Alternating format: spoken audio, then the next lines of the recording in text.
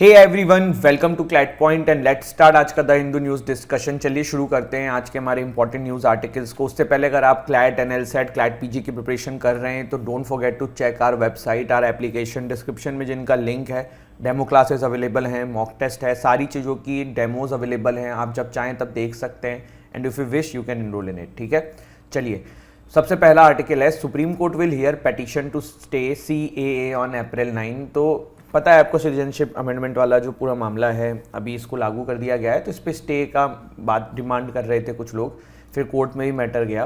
तो अभी 9 अप्रैल को इस पर सुनवाई होगी, देखते हैं जब होगी तब क्या होगा। इसके बाद देखिए, मैंने कल ये टेलीग्राम पे भी डाला था, हमारा जो चैनल है, कि Supreme Court issues summons to Ramdev in Patanjali misleading ads case.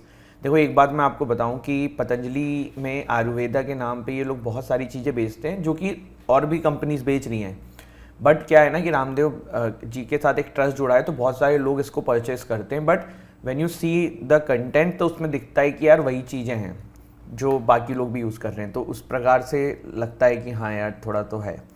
फिर यहाँ पे देखिए tariff regulator snubs revenue projection, ये इतना काम का नहीं है। ये एक आर्टिकल अच्छा है। Tamil Nadu startup launch its first rocket on Friday. एक तमिलनाडु की प्राइवेट कंपनी है, ठीक है, जिसका नाम है अग्निकुल कॉस्मोस प्राइवेट लिमिटेड। ये अपना पहला जो है rocket Agnibaan sub orbital technology demonstrator Satish Dhawan space centre से लॉन्च करेंगे। तो ये पहला ऐसा होगा भारत में क्योंकि प्राइवेट कंपनी इस लेवल पे काम करने की कोशिश कर रही है।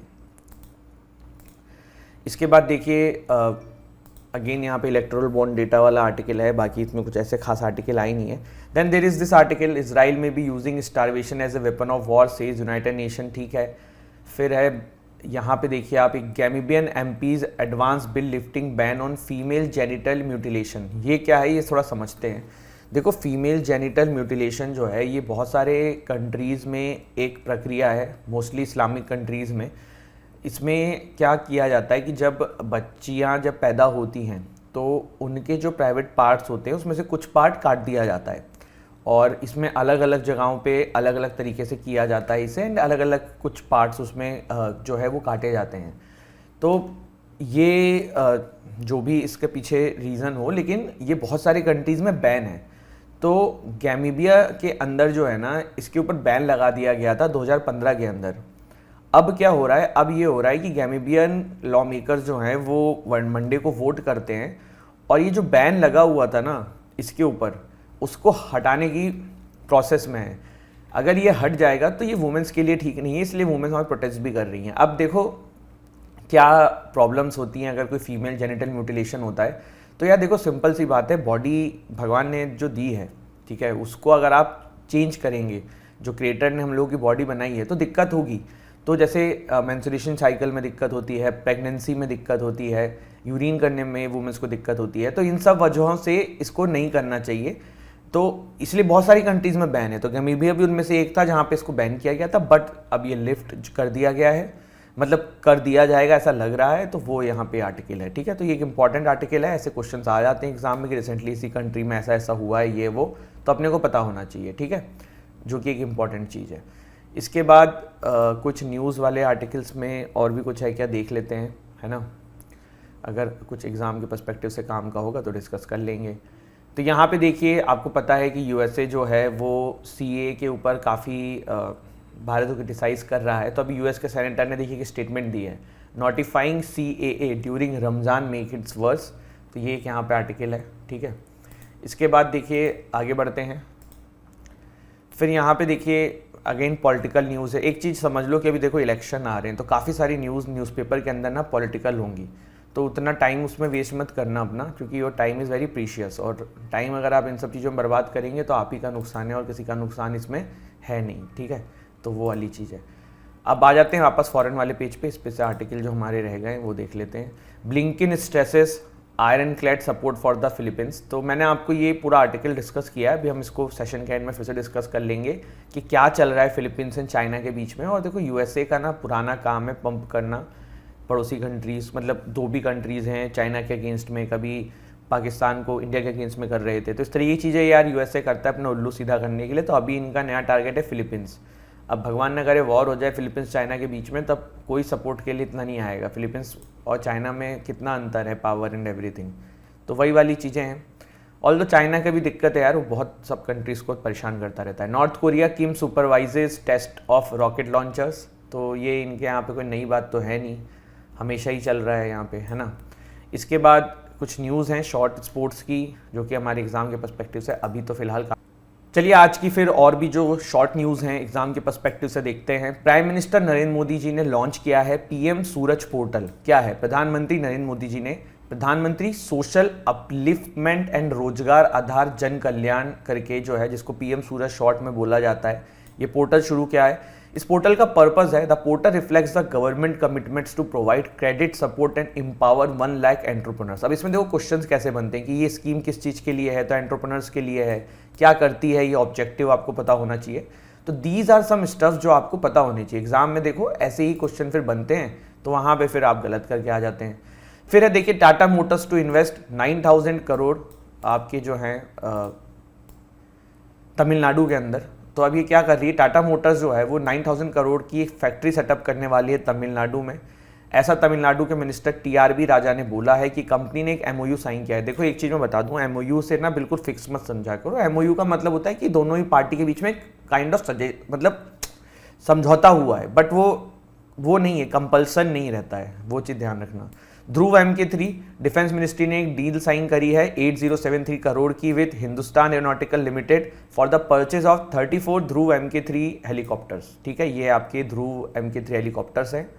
आप में से बहुत सारे बच्चे पूछ रहे हैं कि सर ये जो आप बनाते हैं इसकी हमें PPTs कैसे मिलेगी। तो देखो जो ये हमारे खुद के मैन्युफैक्चर्ड ये करंट अफेयर्स है, मैन्युफैक्चर्ड बोल रहा हूँ, मतलब हमारी खुद की टीम के द्वारा बनाए जाते हैं। तो इसको हम आपको मंथली बेसिस पर टेलीग्राम पर डाल देंगे कंपाइल करके, तो आप वहाँ से इसको कर लेना रिवाइज। ठीक है, फिर यहाँ पे देखिए थोड़ा सा और देख लेते हैं। Under this contract 34 Dhruv MK3 helicopters and other equipments will be acquired for the Indian army and coast Guard. ठीक है, ये यहीं पे डेथ ऑफ पद्मश्री कपिल देव प्रसाद। तो पद्मश्री कपिल देव प्रसाद जी जो हैं, जिन्होंने भवन बूटी आर्ट को इंटरनेशनल लेवल तक पहुंचाया, इनकी मृत्यु हो गई थी। अब क्वेश्चन कैसे बन सकते हैं कि कपिल देव प्रसाद जो हैं वो किस फील्ड से रिलेटेड हैं या उन्होंने क्या किया था, तो इस तरीके की चीज़ें। तो ये हैंडलूम लवर्स के लिए इन्होंने बहुत ही क्रिएटिव चीज़ों का यूज़ किया। And live to preserving and promoting the art of handloom and बाबूती साड़ीज। तो ये चीज़ इन्होंने बहुत मतलब इंटरनेशनल लेवल पे इंडिया की आगे बढ़ाई।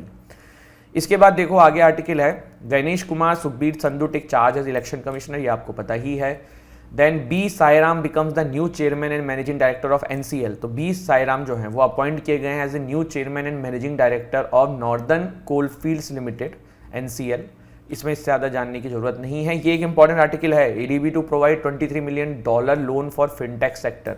तो क्या किया है ADB जो है गवर्नमेंट को $23 मिलियन का फिनटेक सेक्टर का एक इंस्टीट्यूट लगाने के लिए, जो कि गुजरात में होगा, ये पैसा दे रहा है।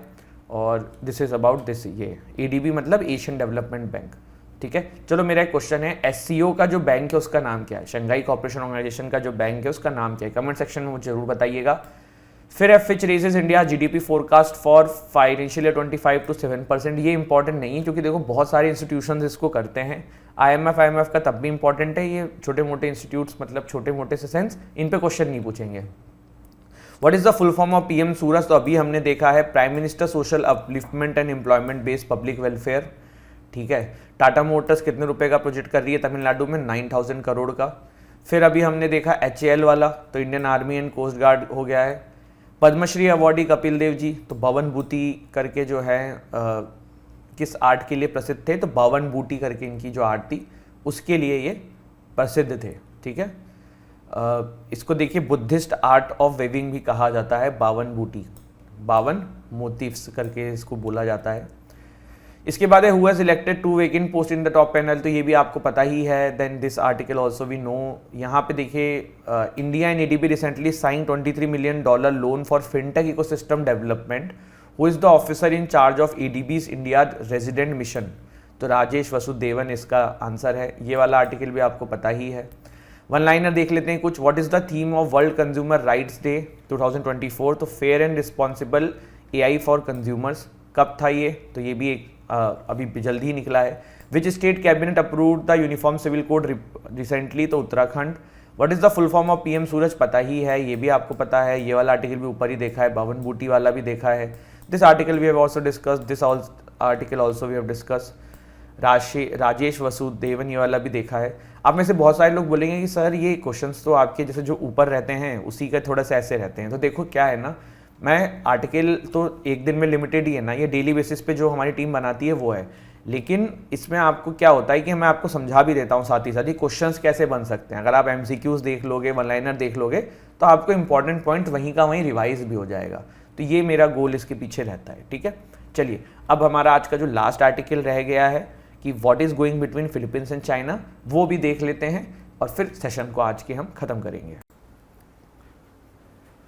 हे everyone, welcome to CLAT point. आज हम बात करने वाले हैं चाइना एंड फिलीपींस के बीच में जो टेंशन बढ़ रही है, क्या है ये पूरा मामला एंड पूरा डिटेल में इसको समझेंगे। आगे बढ़ने से पहले अगर आप क्लैट 2025 की तैयारी कर रहे हो तो don't forget to check our Titan batch, जिसका कीमत है 21,999 रुपीज, जिसमें हम आपके घर पे books, live classes, personal mentorship, mock test, everything you needed to crack this exam, सब कुछ आपको मिलने वाला है। चलिए, आप डेमो क्लास हमारे वेबसाइट एंड ऐप से जाके देख सकते हैं।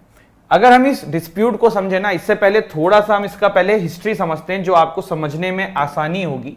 ये जो आप रेड वाली लाइन देख रहे हो ना, इसको 9 डैश लाइन बोलते हैं, बट चाइना अब इसको 10 डैश लाइन, 11 डैश लाइन तक ले जा चुका है।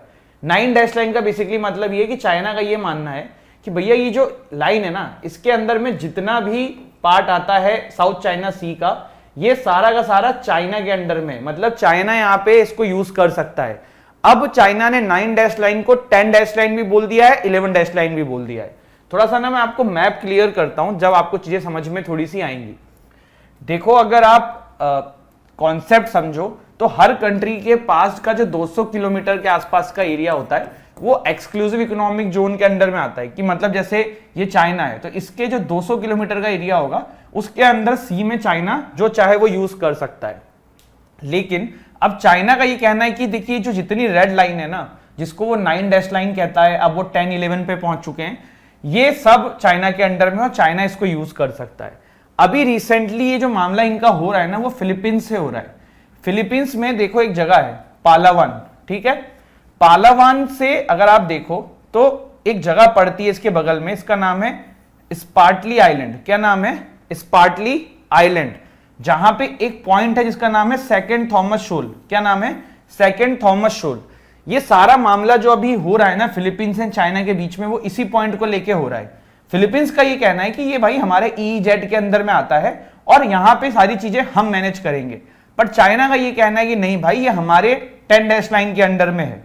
अब जो फिलीपींस है ना, पिछले 25 साल से, लास्ट 25 ईयर से, ये सेकंड थॉमस शोल जो है ये फिलीपींस के अंडर में था। मैं फिर से रिपीट कर रहा हूं, पिछले 25 साल के अंदर में ये वाला जो आपका सेकंड थॉमस शोल है ये फिलीपींस के अंडर में था। बट अभी रिसेंटली इंसिडेंट हुआ। इंसिडेंट क्या हुआ? फिलीपींस की एक शिप है वहां पे जो रहती है, इसका नाम है BRP सायरा माद्रे। क्या नाम है? BRP Saira Madre. यूएसए से इन्होंने ये ली थी। ये नवल शिप फिलीपींस की इस पॉइंट पे रहती है पिछले 25 साल से। इसमें सप्लाईज भेजी जाती हैं बोट से, समय समय पे शिप पर्सन्स को चेंज करने के लिए, नेवल ऑफिशियल्स को चेंज करने के लिए, उनके खाने पीने को भेजने के लिए, तो बोट से चीजों को भेजा जाता है। ऐसे ही एक इंसिडेंट में बोट से चीजों को भेजा जा रहा था, जिसमें देखने को यह मिला कि रास्ते में यहां पे सेकंड थॉमस शोल तक जब चीजों को लेकर जाया जा रहा था, तो रास्ते में इनको चाइनीज नेवल फोर्सेस ने इन बोट्स को रोक लिया और इनके ऊपर सिर्फ रोका नहीं, इनके ऊपर वाटर कैनन से अटैक भी किया। मैं फिर से रिपीट कर रहा हूं, ये जो आपकी शिप थी, जो फिलीपींस की शिप है जिसका नाम है BRP सायरा माद्रे, जो लास्ट 25 ईयर से यहीं खड़ी है, जिसपे बेसिकली फिलीपींस जो है अपनी नेवल फोर्सेस को तैनात रखता है, उनके लिए सप्लाईज जा रही थी एक बोट से, जो कि चाइना ने रोक लिया और चाइना ने रोक के उन पे वाटर कैनन से अटैक भी करवाया। उसके बाद चाइना अब ये कह रहा है कि भैया ये जगह हमारे अंडर में है, ये हमारे 10 डैश लाइन के अंडर में आता है और फिलीपींस का इसके ऊपर कोई कंट्रोल नहीं है। फिलीपींस का ये कहना है कि भाई आपको क्या हो गया है, पिछले 25 साल से ये जगह हमारे अंडर में थी, आप अचानक से अभी ये क्या बात कर रहे हो। देखो, ऐसी पहली बार चाइना ने नहीं किया है। 2012 के अंदर एक स्कर्बक शोल करके जगह है, ये भी फिलीपींस के ईईजेड के अंडर में ही थी, आसपास ही थी। तो फिलीपींस, चाइना ने 2012 में इसको कब्जा कर लिया था। तब फिलीपींस के प्रेसिडेंट दूसरे थे, उस समय उन्होंने, वो चाइना के थोड़ा प्रो सरकार थी तो उन्होंने कुछ नहीं बोला। लेकिन अभी फिलीपींस की जो सरकार है ना, वो यूएसए प्रो है, चाइना प्रो नहीं है। और अब इस पे बहुत ही वर्चस्व से बढ़ते चढ़ते हुए आवाज उठाई जा रही है फिलीपींस के द्वारा। बोंगोंग मार्कोस करके इनका नाम है, जो कि प्रेसिडेंट हैं अभी इसके फिलीपींस के। और फिलीपींस एंड यूएसए के रिलेशन अभी बहुत अच्छे हैं। तो अभी ये क्या मामला हुआ आपको समझ में आया होगा।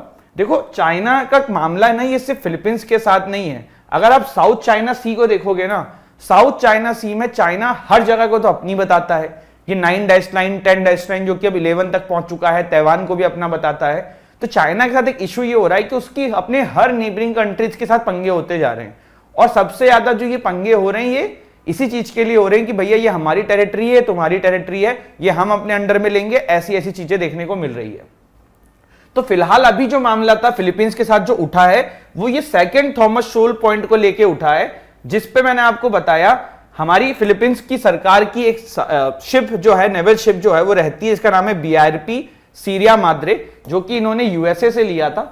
इसी के लिए सप्लाईज जा रही थी, जिसको चाइनीज नेवल फोर्सेस ने रोक के इन पे वाटर कैनन से अटैक किया, और उसके बाद आपको ये सारी चीज देखने को मिली। ठीक है, तो ये देखिए आपका फिलीपींस पड़ता है, इधर आपका चाइना है, और ये पूरा साउथ चाइना सी में चाइना जो है हर किसी से पंगा लेके बैठा हुआ है।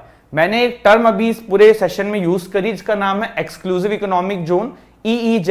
क्या होता है एक बार इसको भी देख लेते हैं।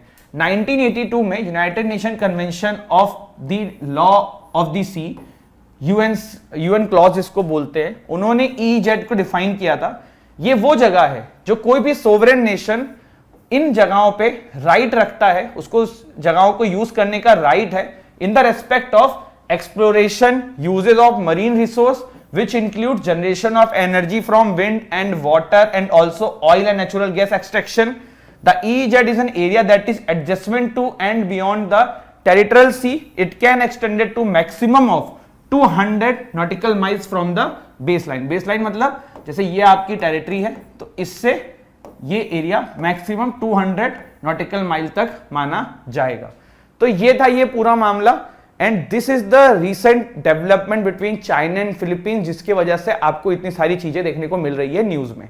सो I hope I have made some point and you must have understand about this issue. अगर आपको वीडियो अच्छी लगी तो don't forget to like, share, subscribe the channel, and also if you are preparing for CLAT और ALET NLSAT, don't forget to check CLAT point का है। Thank you so much. Jai Hind, जय भारत।